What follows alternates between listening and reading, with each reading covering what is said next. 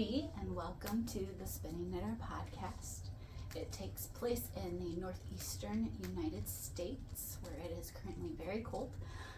We have had 3 separate blizzards over the past week, each dumping more than a foot of snow on us, and so we currently have somewhere between 3 and 4 feet of snow outside. It is a perfectly chilly day, wonderful for knits and other things like that. I think it's somewhere around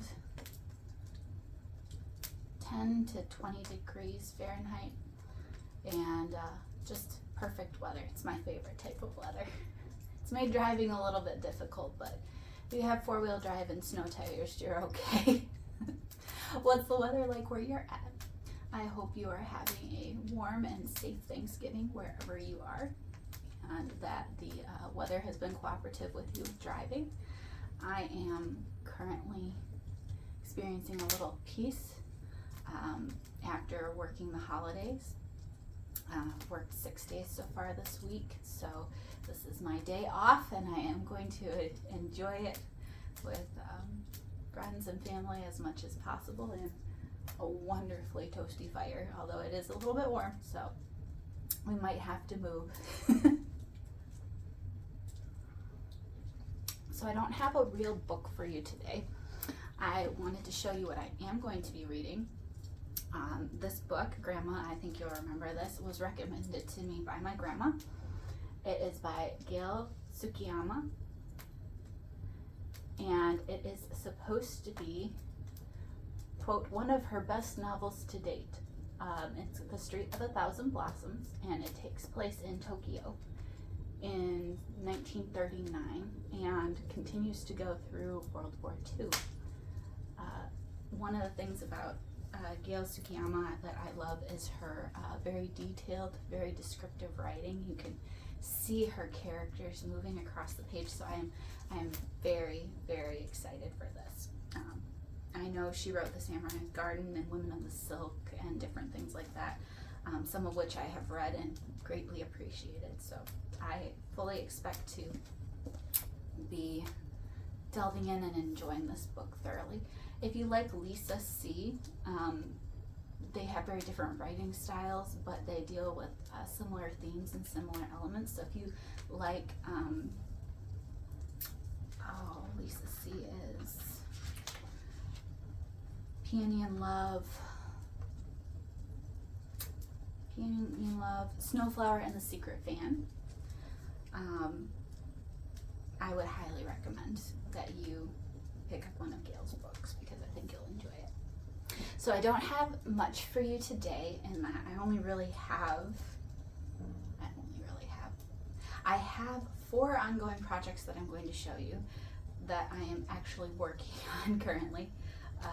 The holiday season is hectic. I actually don't expect to get together another video during the rest of the year. You probably won't see me until February again, because my life gets very, very hectic and I don't generally get time to craft at all. So, well, the crafting I have done since I last saw you was very minimal, but I am going to show it to you anyway, and I hope you enjoy it and that it brings a little bit more comfort and peace to your day. So, first off, projects. In my Hikari handmade bag that I love so much, this is one of her small bags, I have a completely finished object because both of them are finished now. So I have both finished, and no sock blockers, so I'm sorry, but this is the best you get. I have both of my finished Golden Slumber socks of the ILYA with underlock and C contrasting cuffs, heels, and toes, with my own stitch count that fits my foot, and a little cable detail that I did to keep myself from being bored. This is the first fully finished pair of socks that I have completed in the past year. I finished second socks, but I haven't cast on completed one sock, cast on completed the other sock. yet this year. So this is the first time I've knit a whole pair of socks back to back. And I have to say I am extremely proud, no matter how ugly they are, of these socks, because they are cozy, they are comfortable, they fit my foot perfectly, and none of the ends are woven in. I know you can't see that, but like, I procrastinate weaving in sock ends, and usually I just don't do it, and they end up becoming a part of the sock that way, through just sheer squish, felt together incorporation. I will probably make an effort with these, just so I can tell you that I did it, but it's not a normal thing for me to do. So, if you're interested, the cabling pattern, see if you can see this, the cabling pattern is literally a 3/3 cable going in whichever direction you want, surrounded by 2 purl stitches, a knit stitch, and 2 purl stitches on either side. It is very simple, very easy. I often do little things like that to make sure that I am engaged in the sock from start to finish, because let's face it, my favorite part is turning the heel. It's engaging, it's fun. It's even exciting knitting the leg when you do the leg first, because you get to see all the pretty colors and how they meld together and how they play. But then you get to the foot and you realize how long your foot is, and that doing the toe isn't really fun. It's just something you have to do to finish the sock. And so you often lose interest, or at least I often lose interest. So I find something that I can watch grow, and that I can mark it as it grows and be able to engage in it and remain interested. So very, very happy with these socks. So in that same vein, I cast on immediately another sock, and I have not gotten very far. I know I told you that I was going to be moving on to the ILYA Au Coconuts colorway, and I didn't, because I cast it on and I ripped it out 3 or 4 times because I could not find the right pattern for the sock. I still haven't found the right little add-on for the sock. So it's currently sitting on the needles, and I'm thinking about it. I'm currently looking through like all my pattern books, just trying to find that one pattern, that stitch pattern that just jumps out and grabs me, and I haven't found it yet. So when I do, I will show you updated progress on those socks, hopefully. Right now it's just kind of a lonely little heel with, hold on, let me show you. Stay right there.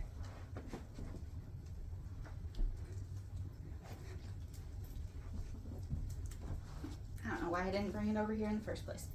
So currently,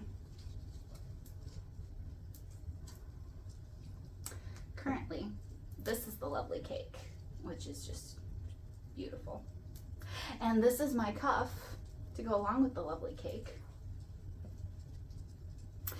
And this is the spot where I ripped back the pattern that I was using, the stitch pattern I was using. You can see it's all kind of a jumble mess, and I tried to redo another one. Picked another stitch that I liked and tried to incorporate it. So we'll see how that goes. I'm not super fond of it at the moment, so we'll see if I actually stick to it. But right now I consider this paused. You can see, however, the colors are lovely. They're just mushing together very, very well. It's not really a technical term, is it? Mushing. They are currently housed in my Made with Love from Grandma bag, out of the beautiful hand-dyed fabric she got from Africa when she and Grandpa visited. So, because I was so disappointed with that, I moved on, and I did cast on another ILYA colorway from Vacation. And this one is the January 22 Club colorway. And it looks so different in the cake from when it was knit up. So I have to show you this. So this is what the cake looks like. I might have or might not have a picture of the skein to show you. But this this is what it looks like as it's knitting up. Isn't that odd and beautiful at the same time?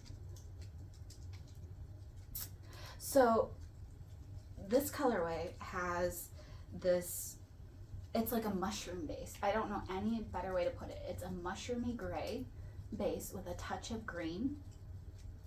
And it's got the burnt umber, let's see if you can see that, the burnt umber, the light gray, the little yellow ochre pops in it, a little tiny touch of burnt orange, and like a Van Dyke brown. And it's so pretty, but it looks so different knit up than it did in the skein and that it does in the cake over here. Speaking of cake, I don't know if you're gonna be able to see this. Let me flip it upside down. Maybe you'll be able to see it. This is a cute little stitch marker that came from one of the beautiful indie dyers, and I cannot remember whom, but it is a piece of chocolate cake with a little slice of orange on top, and I just thought it went with the sock very well. So you can see I did not get very far. From that stitch marker to here is 1 day's worth of knitting. That is not a lot of knitting for me at all. So I'm not making very quick progress on this sock. I did post a picture on Instagram, and I did get a question as to what the sock pattern was that I was using, which, if I hold it the correct way, is little chevrons going down the leg. There is no pattern. This is just something that I did just because I could to keep my interest. So it is literally just a V shape created by purls and an odd number of stitches going down the foot with an alternated broken rib stitch to give borders to the chevron. It's very easy to do. You can do it any size you want on any type of, like you could do this to a sweater if you wanted to. It's very simple. You just start on either side with 2 purl stitches, and then every single round you move the purl stitch in by 1 stitch. And eventually, because you haven't started with an odd number of stitches for the pattern, you will end up with just 1 stitch in the center. And when that happens, you start the whole thing over again. Simple, easy, quick, but engaging. You have to pay attention each round. Otherwise, you will mess up your chevron pattern. I don't think it's the prettiest pattern on the face of the planet, but it is keeping my interest, so it must be working. I do not understand why socks are so appealing to me right now, other than the fact that I just love them and I always have them ongoing, but I hope this winning streak keeps on. So these are currently being housed in my Bad Wolf Knits project bag, which is one of the most beautiful project bags I own. I didn't put my needles in right, but it has ribbon that is thoroughly and securely tied with these beautiful wooden beads on the end. And look at this embroidered umbrella in the corner. That is hand done, ladies and gentlemen, and it is gorgeous. I don't know if the colors are showing true, but I had this bag in my cart for the longest time because I wanted it so badly, and finally purchased it, and I am not sorry at all. It's just gorgeous. She used applique and then ribbons to create these flowers, the metallic little reflective flowers, and also just regular embroidery stitches. So it is stunning. You can go look on my Instagram for the picture with this. It shows it very true to life, but it's just gorgeous. I would highly recommend. I don't think she has any more bags in her shop right now, but it's beautiful. And this is how she spells it. I forgot to bring her card over, but it is BAAD, Bad Wolf Knits. And this bag is just made very well. It's finished inside and out. There are no exposed seams. It has, I don't know if you'll be able to see this, it has contrasting fabric in it that I love. Complements the colors entirely. So, one gorgeous bag, one happy project. which I am actually engaged and working on. Surprise. So, normally I don't buy yearly color themed or holiday themed things because I don't end up using them all year. And if I do, I get mercilessly mocked by my family because usually it's something for Christmas or the 4th of July. And you can only take so much hazing from people that you live with on a daily basis before you're like, maybe I just won't. But there are 2 things that I purchased that are completely outside of that. So first off is I got this little stitch marker. It is from the Shepherd's Hook, who is Anna. She's on Instagram, and this is one of her fall gnomes with a little sunflower on it. Isn't it completely adorable? I have a couple of her other gnomes that she made, and I love them so much. I mean, look at that. There's like, let's see if you can see this. There's a little sunflower attached to his face. Like it just blew in and biffed him upside the head, and it just stuck there. It's so freaking adorable. So anyway, Anna's gnomes make me happy, and she has a bunch of other stitch markers, the pressed bead stitch markers in different kinds that are just beautiful. She does a great job. She very rarely makes the same thing twice, so all of hers are one of a kind and unique, and I really, really like that about her stitch markers.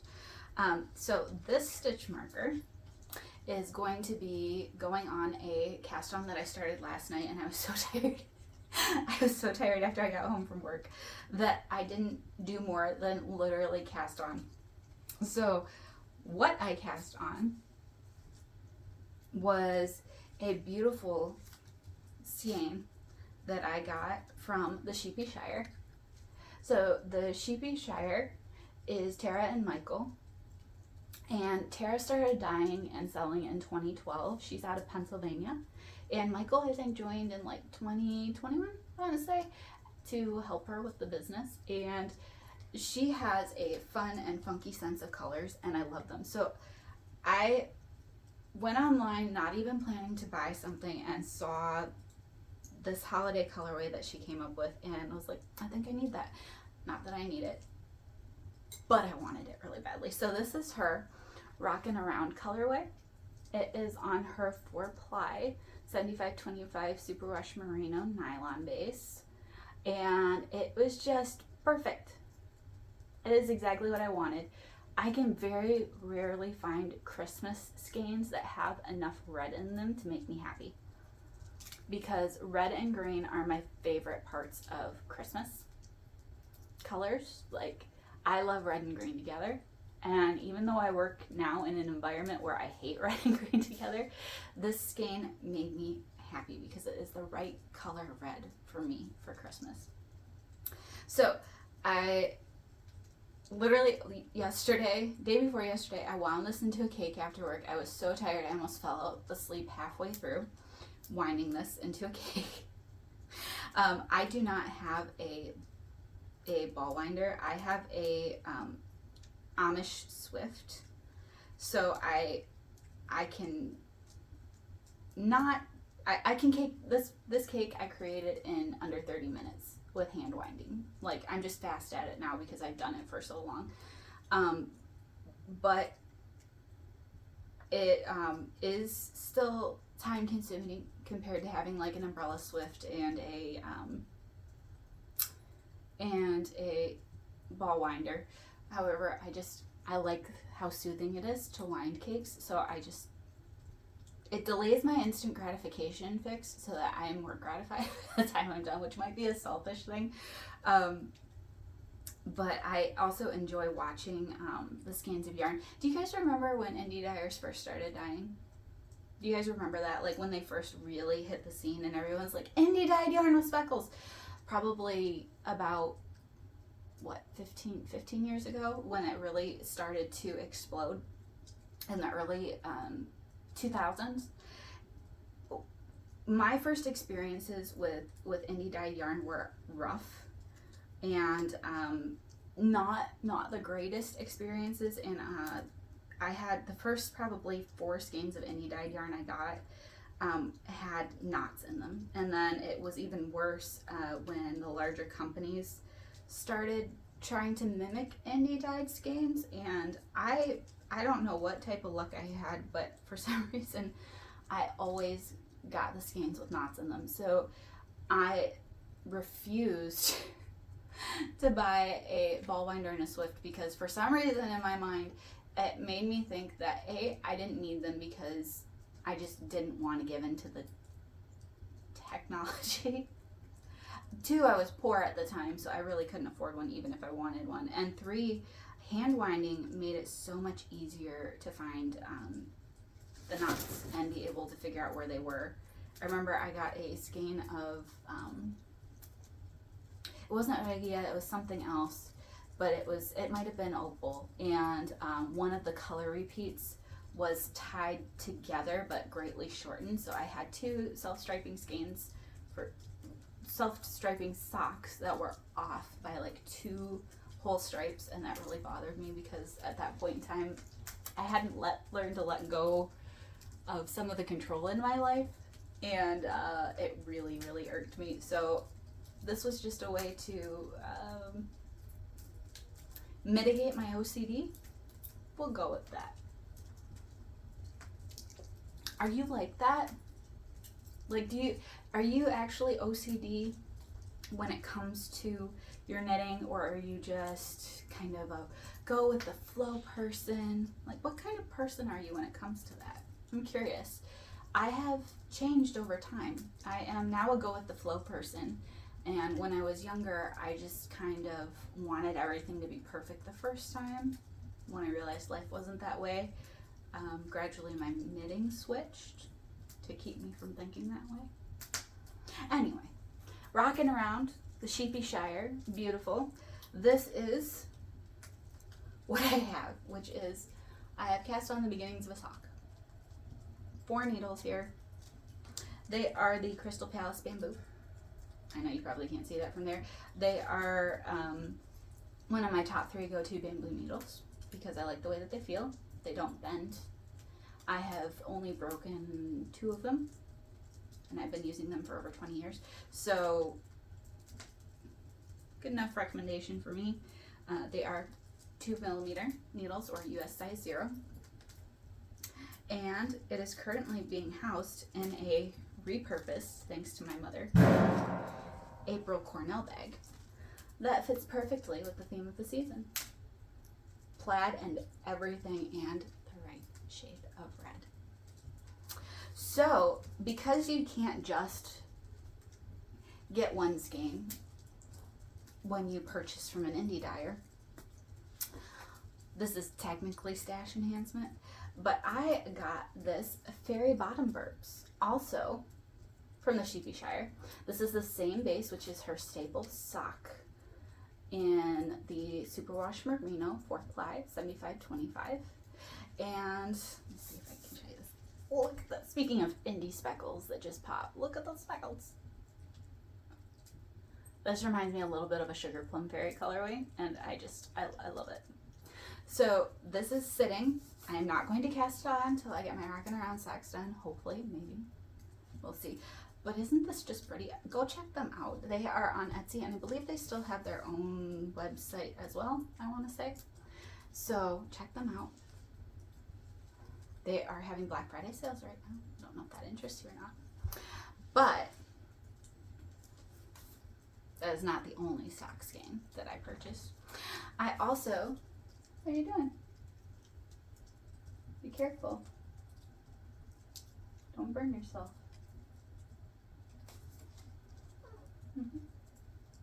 Don't burn yourself. This is Riley. He loves the fire. He also loves my sock yarn if I let him hear it. So this is another acquisition. It came with 2, but I'm not going to show you the other one right now. This is Holly Pressed Fibers, which is Liz, and on her Sheepish sock base, which is her 4 ply 75/25 superwash merino nylon, and it comes in Pints colorway, which is her Tolkien inspired, one of her many Tolkien inspired colorways, which is just one of the many reasons I shop with Liz. But this is also, I don't know where she gets it or what kind it is. This is my favorite, repeat, my favorite superwash merino base that I have ever knit with in my life. Like I said, I don't know why it's so freaking amazing, but it is. I would buy Liz's superwash over anyone else's every single time. So this is one of those skeins that just called out to me. It's got the super tiniest pops of color. I don't even know if you'll be able to see it on the screen. Let's see if you can see any of it this way.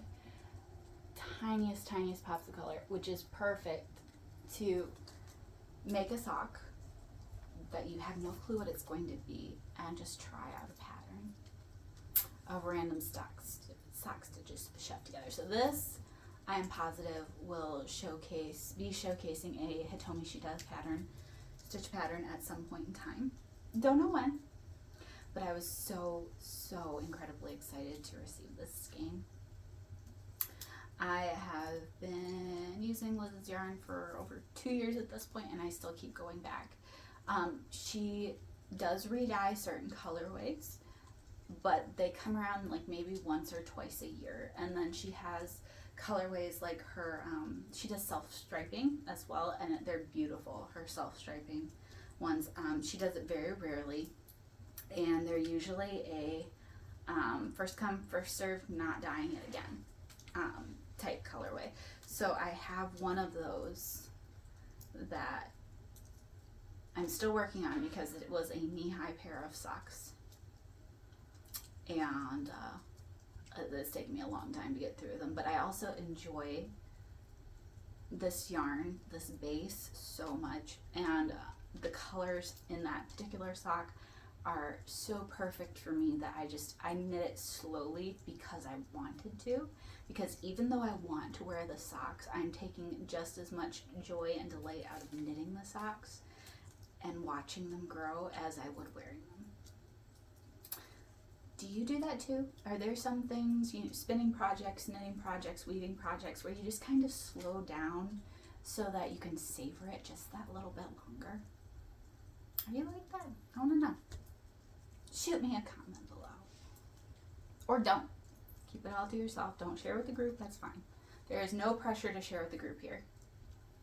I'm telling you. So Grandma was telling me like she wanted to leave comments, and I told her she could. Grandma, it does make me a little nervous, the thought of you leaving comments. But I told her this is not a peer pressure thing. She can also send them to me privately. I would ask you all to comment and tell me whether you're a group commenter or not, but then that would probably defeat the purpose, because those of you who group comment would say, yes, I group comment, and those of you who didn't would be like, not participating. Okay, so on to spinning. I have 2 spinning projects that I want to show you. One of which is a spinning update, and the other of which is a new spinning project.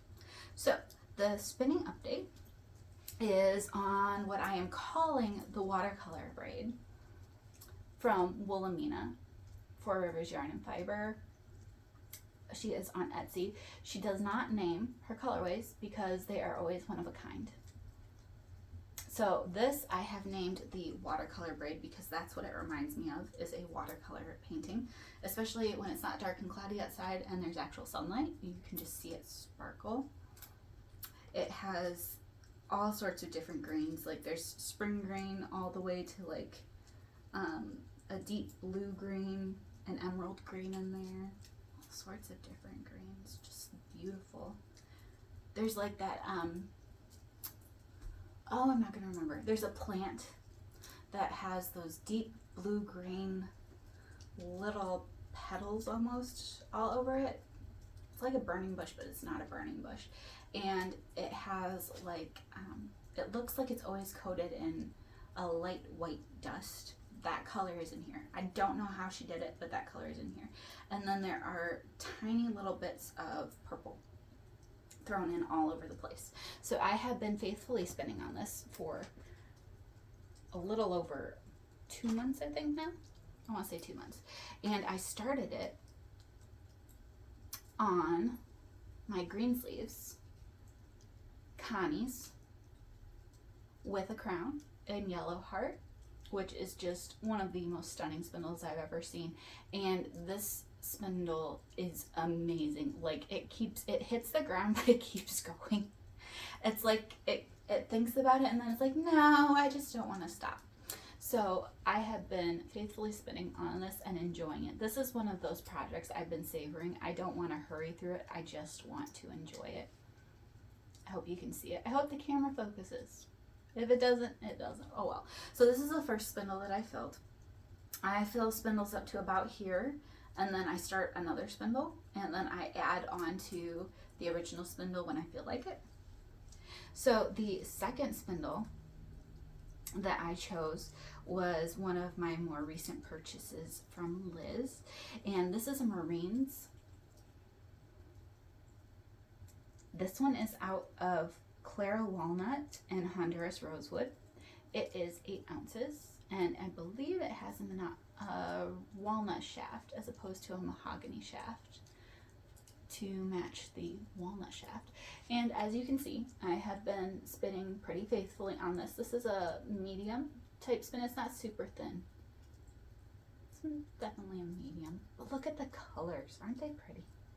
So if you put them side by side and you look at the colors, look at that. Does that not look like watercolor to you? Just watercolor paints running together across the page. I just love that. And these spindles, they're so beautiful. I mean, look at that. They're so unique and they have their own individual personality. And I get to spin on them every day. Like, that's so much fun. So I realized that I just didn't want to, let me rephrase this. I could fit the whole spin onto these 2 spindles, but I don't want to. A, because my doctor told me not to. Who really follows what the doctor tells you? B, because I got 2 more spindles from Liz that I'm super excited about. And this one will fit in with that spin perfectly. So this is also a Marines, and this one is out of mahogany and Paduke, and it's also 8 ounces. I have officially been told that I am not allowed to use 0.9 ounces or above anymore, and that kind of made me sad, but Liz has very many options. So look at this beauty. Look at that. Can you see? I don't know how it looks to you, but can you see the deep reds and oranges in there? Can you just see that? And then look at this. Hold on, just look at this. Look at how that looks with those colors. Does that just not make you want to spin and spin and never stop spinning? Look at that. Ugh. Liz, it's not even fair how talented you are. So then when you put them all together, they do this. Look at that. Does that not make you happy? It's like a freaking bouquet that never dies. And you can change them out whenever you want for other spindles, but keep spinning on them, and it's just, it's so disgustingly beautiful. So that's one of my ongoing spins. And I do have, look at what Liz sent me. Look at this. Look at it. That's so freaking adorable. Look at how tiny that is. So this is a Loki with fancy pants, and it's out of ambrosia maple with a mahogany shaft, and it's 0.6 ounces. Like, look at that little guy. Look at it. Isn't it cute? I mean, it's so stinking adorable. Like, how could you not love that? Okay, you've got to see this up closer. Hold on. We'll see if I can get close enough for you to see this. First of all, just look at the grain. Look at the wood. And then look at how stinking tiny. Isn't that cute? So I don't know what he's going to go into next, Liz, but I am so stinking delighted with this little guy. Like, he's going to be a part of something. I don't know what yet. I mean, it's not like I don't have enough spins. I couldn't just like pick something up and add him to it. But he's so freaking adorable. Like, so, anyway, before I get carried out, who am I kidding? I'm already carried away. So, this is Liz's card. And she's on Facebook and Instagram. I tend to go through Instagram, but you can also contact Liz with a direct message either way. She responds very quickly. But her spindles are just so stinking amazing and freaking cute. I mean, look at it. Have you ever seen something so freaking adorable? I put some of my spindles up for sale 2 weeks ago, and it broke my heart. And I'm not gonna lie, I literally cried after I listed them, because if a spindle and I don't get along, like, I try to find somebody who wants to learn how to spin, and I gift them the spindle, because there have been braids of fiber that I purchased over the years. Ooh, kitties, what you doing? There have been braids of fiber that I've purchased over the years and things like that that I just know I'm not going to use, not because they're not beautiful and wonderful, but because they just don't either speak to me anymore, or we didn't get along really well in the first place, or my taste changed. So I have, of my own free will, given those to others. Hello, baby. I have given those to others so that they can learn and enjoy and grow. But the spindles that I have kept are the ones that I've kept because I enjoy them. Like, I deeply, deeply enjoy them. And I think I sold 10 of them. And I cried. I am not gonna lie. Because this is the first time I didn't give one away where I was happy to give them away. I'm happy that they went somewhere that they're going to be loved and used and cherished and taken care of, but it was a little bit like giving away dear friends, which I was very sad about. So thank you, Liz, for making beautiful spindles, because this one is so stinking cute, and I'm going to very much enjoy him very, very much. So that was my spin that I have been working on and enjoying. But I think I showed, maybe I didn't. I can't remember if I showed you this last time or not. But Wanda Fiber Arts, which is Trisha, I have a new spin going on with her. So this is the Sawdust colorway, and it is out of Superwash Merino, Cashmere, and Nylon. And this is scrumptious. So I purchased, she doesn't use this base very often. I think the last time I actually saw it in an update was a couple of years ago. It could have been in an update that I just missed, because I think it sells out very quickly, because it's so lovely. But when I saw this, I just knew, even though I wasn't supposed to get myself stuff, that I needed to get myself stuff. So this is one of the two braids.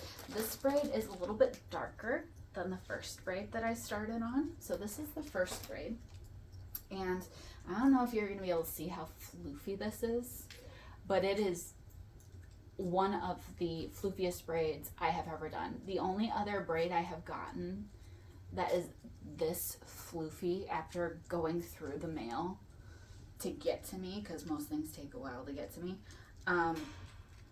is Who Did My River Rocks colorway, Crafted by Locals, Rachel of Crafted by Locals. Trisha is the one of the only other two indie dyers of fiber that her braids are floofy when they get to me. I don't know what she does differently from everybody else, but Trisha, Rachel, and Leandra of Created by LCB those three, I have yet to meet a dyer whose braids are that fluffy when they get to you, that are that well, like, I don't know if it's pre-prep or it's how they dye it or what, but those three ladies have got something special going on. Like, they know the secret to their craft, that is for sure. So this is the sawdust colorway. Let's see if you can see it. It is beautiful, right up my alley with these caramely browns, little bits of orange in there, touches of yellow, more of a yellow ochre. Yellow ochre is like one of my favorites, but there's a bit of Indian yellow in there as well, and a hint of red, just a tiny, tiny little hint. You're probably not even going to be able to see it. And this is so soft, like I don't even want to squish it down, but I'm pretty sure I could squish this into where it would just fit into my hand. That's how floofy this is. And it drafts like you would not believe. It is so smooth. It is like, it's like if Jet Puff marshmallow fluff could be spun into something. That is what this is. This is that heavenly whipped sugary sweet stuff that's gonna kill you with diabetes later in life, but we're not focusing on that right now. So it also, parts of it match my kitty. I don't know if you can see my kitty right now, but parts of it match my kitty.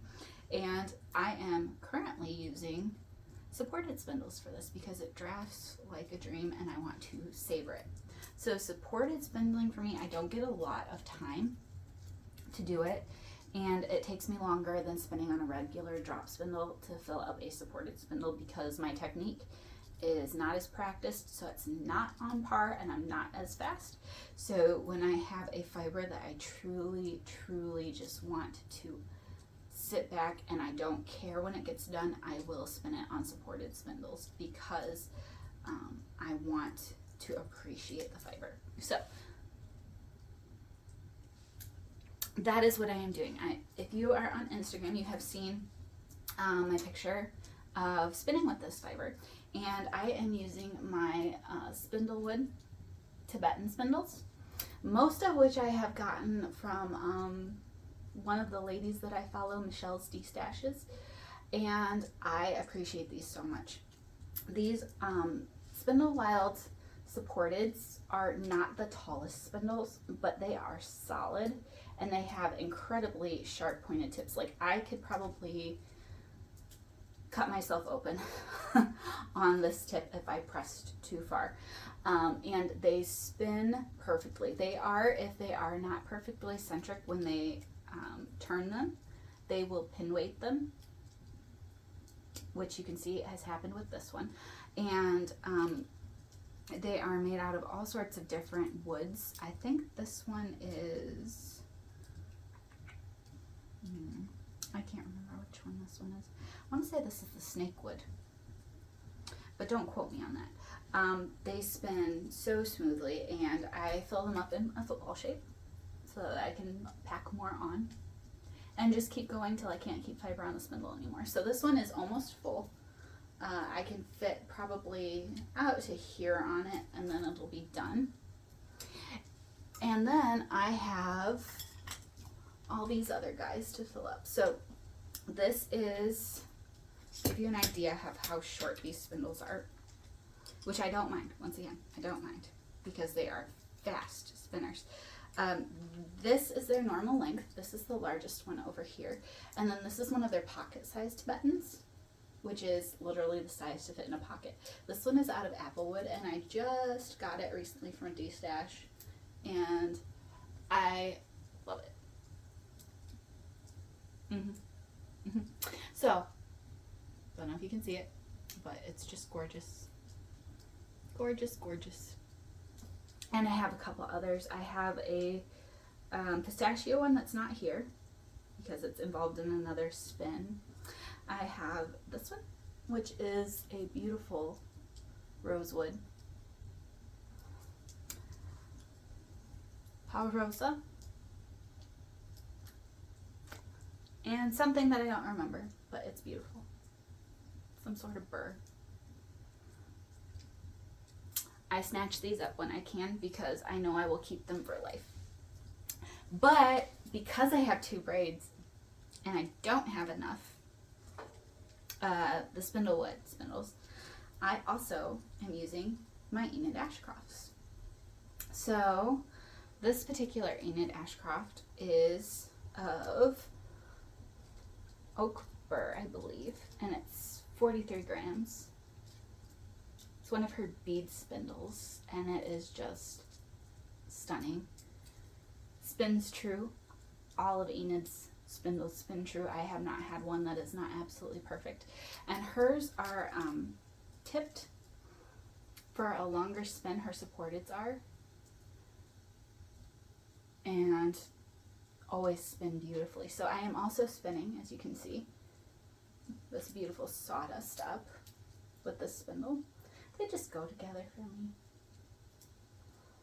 Isn't it gorgeous? So I am working on this spin and enjoying it and savoring it, and I will continue to do so. You're so pretty. Let me see what. So I hope you are having a wonderful Thanksgiving, and that your memories of this holiday will be bright and beautiful, that you and your family are safe and healthy, and that you have safe travels wherever you go during this holiday season. If I'm not back over the course of the next couple months, I apologize. I may throw up a couple videos, just short reels really, of little things, but please don't hold your breath, because the reality of my job is I probably won't be here till February, back until February, which is fine. But I hope you have tons of spinning and crafting time that you get to enjoy. And before I forget about it, oh my gosh, Sarah of Love Sock Wool podcast, I'll have to link her below. She did a full episode.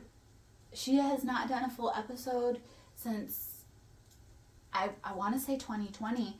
I was so stinking excited that she was back. I was so happy. So if you do not know Sarah, obviously I don't know Sarah, but I watched her podcast from when it first started up until 2020.